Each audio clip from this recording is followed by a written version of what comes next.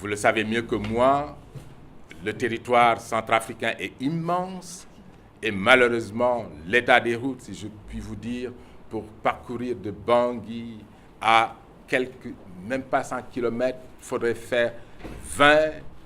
passer 20 jours avec des éléments de police, des camions chargés. Donc c'est vous dire toutes les difficultés. Mais malgré ces difficultés, la MINUSCA a réussi à déloger ces groupes armés. Maintenant, et je ne manquerai pas de lancer un appel dans ce sens, il faudra renforcer les moyens de la MINUSCA. Et quand bien même ces moyens seront renforcés, il ne faut pas perdre de vue que la MINUSCA ne pourra pas mettre un soldat derrière chaque Centrafricain. Dès lors, il faudra renforcer le dialogue. Et à cet égard, les comités locaux de paix qui sont en train d'être mis en place vont jouer un rôle extrêmement important. De même que le Comité national de prévention du génocide jouera sa partition. Et c'est de là aussi que je voudrais préciser, pour répondre à votre question, que le génocide ne se produit pas en un jour. Le génocide est un processus. Vous le savez mieux que moi, l'Holocauste du peuple juif n'a pas commencé avec les chambres à gaz. Tout comme le génocide des Tutsis au Rwanda n'a pas commencé avec les machettes. Ils étaient précédés par le discours de haine. Ils étaient précédés par l'instrumentalisation, désignant l'autre comme un bouc émissaire. Quand on commence à déhumaniser l'individu, lui donner des noms d'animaux, et quand on voit tout cela, ça c'est un indicateur. Vous avez la multiplication, la prolifération des groupes armés, c'est un autre indicateur.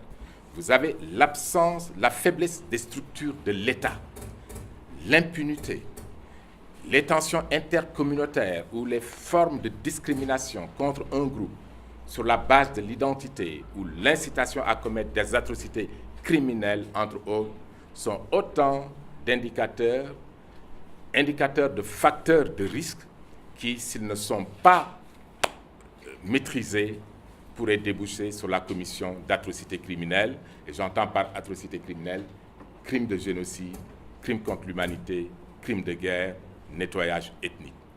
C'est dire donc qu'aujourd'hui, la situation en Centrafrique, il ne faut pas se voiler la face, elle est grave. Mais fort heureusement, il y a aussi de l'espoir. Elle est grave parce que nous sommes les témoins de ces horreurs que j'ai décrites tantôt. Mais il y a de l'espoir parce qu'il y a aujourd'hui aussi une détermination de la communauté internationale d'appuyer les efforts de prévention. Je puis, à cet égard, vous assurer que quand j'ai parlé de monitoring, c'est parce qu'il est essentiel aujourd'hui de pouvoir identifier ceux qui diffusent des messages de haine, soit par la parole, soit par l'image, soit par l'écrit, qu'ils sachent qu'ils ont une responsabilité. Parce que l'incitation à commettre des atrocités contre des populations civiles est un crime de droit international. Mais pour ce faire, encore faudrait-il que le Haut Conseil de la communication ait les moyens.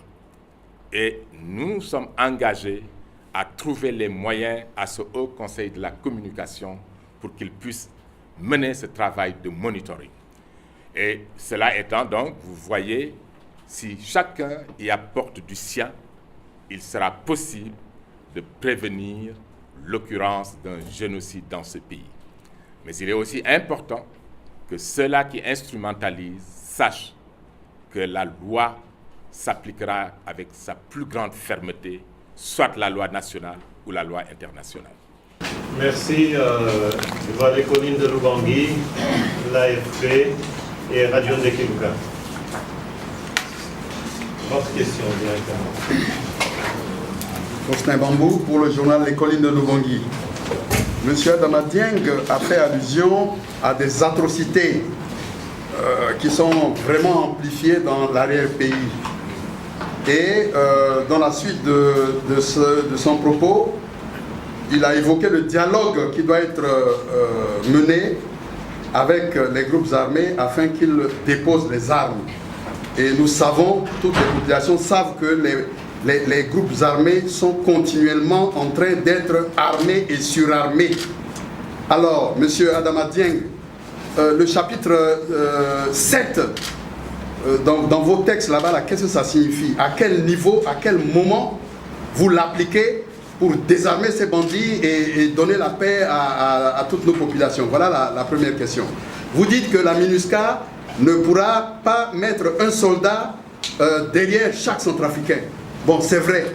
Mais qu'est-ce que vous avez fait et qu'est-ce que vous avez envisagé après vos discussions avec les autorités centrafricaines pour appuyer les FACA, les forces armées centrafricaines, dont les populations réclament le soutien, l'appui, l'armement pour les protéger? J'en ai terminé. Merci, l'AFP. Ndeke Luka. Je peux répondre rapidement à votre question. La question des FACA est souvent revenue dans les échanges depuis mon arrivée. Mais comme vous le savez, les FACA, aujourd'hui, bien entendu, n'ont pas, comme vous dites, ces armes qu'il faudrait, mais n'oublions pas que même lorsque les FACA étaient sur le terrain, des populations ont subi des atrocités. La vérité, c'est que ce pays a souffert du règne de l'impunité. Et que ce soit le régime précédent, pendant des décennies, à l'exception, je dirais d'ailleurs, de l'épisode du procès de l'empereur Bokassa, il n'y a pratiquement pas eu de justice en ce qui concerne les atrocités commises. Et dernièrement, lorsque les ex-Séléka sont arrivés et ont pris le pouvoir, les FACA étaient là avec des armes, mais des FACA aussi ont commis des atrocités, même dans ces trucs. Des Centrafricains ont tué des Centrafricains.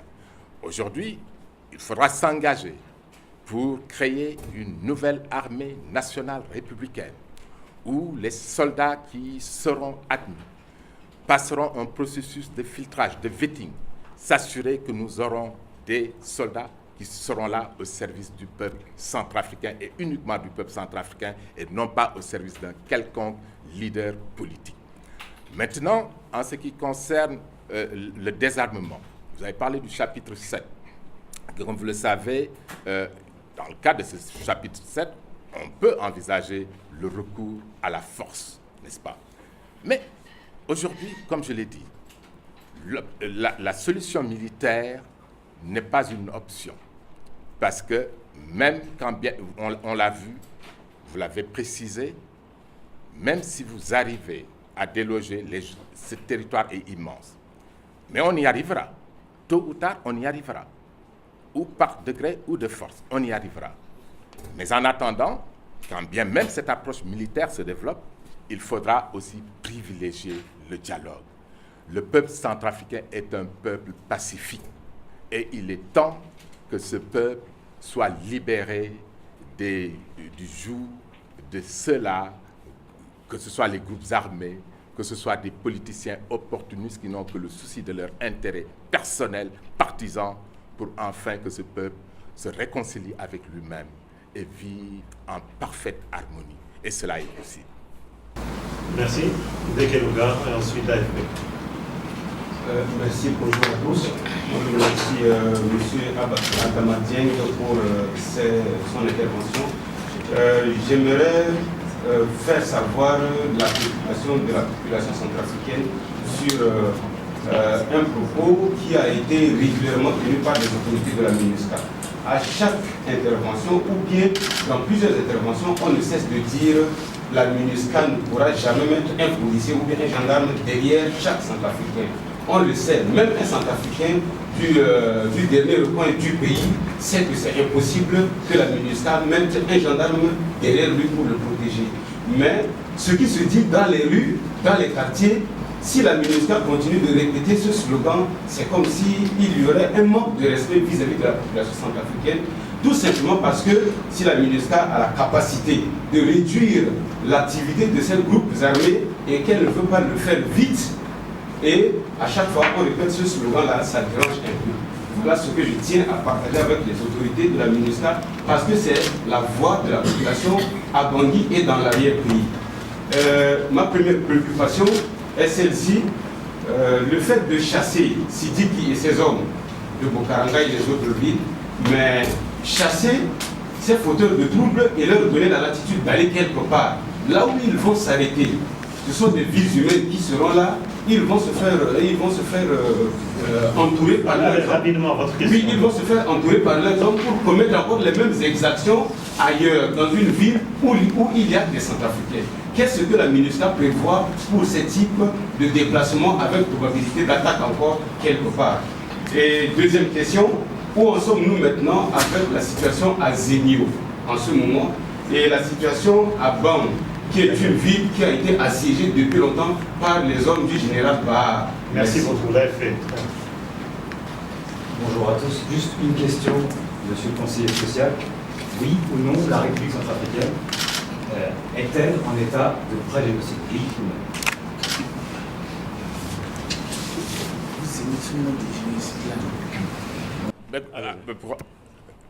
Non. Non, mais comme je l'ai dit tout à l'heure, le génocide est un processus. C'est un processus.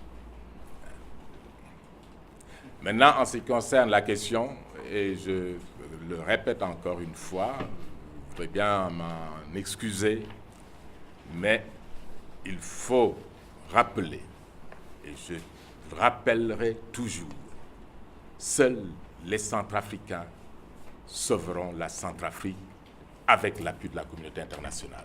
La responsabilité première incombe à l'État centrafricain. Et l'État centrafricain en a pris l'engagement en 2005 à l'Assemblée générale des Nations unies à New York de protéger sa population lorsqu'elle fera face à un risque de génocide, crime contre l'humanité, crime de guerre, nettoyage ethnique, et prendre des mesures aussi contre l'incitation à la commission de tels crimes. Si aujourd'hui nous sommes dans cette situation qui fait que la vie des populations centrafricaines est des plus pénibles, si vous voyez ces mères de famille, ces enfants, ces femmes, combien de jeunes aujourd'hui ont leur avenir bouché? Et c'est parce que tout simplement, dans ce pays, il faut le dire, et moi je le dis, pendant longtemps, le leadership n'a pas eu ce souci qu'avait le père fondateur de cette nation, Barthélemy Oganda, qui avait le souci des 5 verbes que vous connaissez mieux que moi, et qui avait le souci de l'unité. Parce que l'unité, rappelons-le, se nourrit de la diversité. L'unité se nourrit de la diversité. Et aujourd'hui, plus que jamais, les Centrafricains devraient, surtout les leaders politiques centrafricains, être conscients qu'ils ont un rôle extrêmement important à jouer. On ne peut pas continuer à laisser ce pays dans cette situation, je dirais pratiquement dans un état de jachère.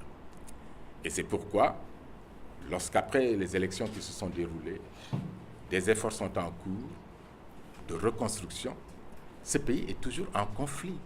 Ce pays est toujours en conflit. Et il faut qu'on se hâte. Et nous sommes dans cette dynamique. Bokaranga en est un témoignage.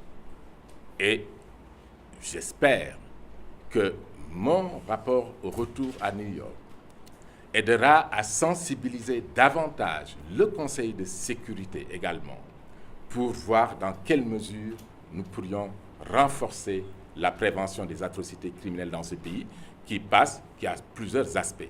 Mais je maintiens et je persisterai toujours à encourager le dialogue. La feuille de route de l'Union africaine est une opportunité à saisir.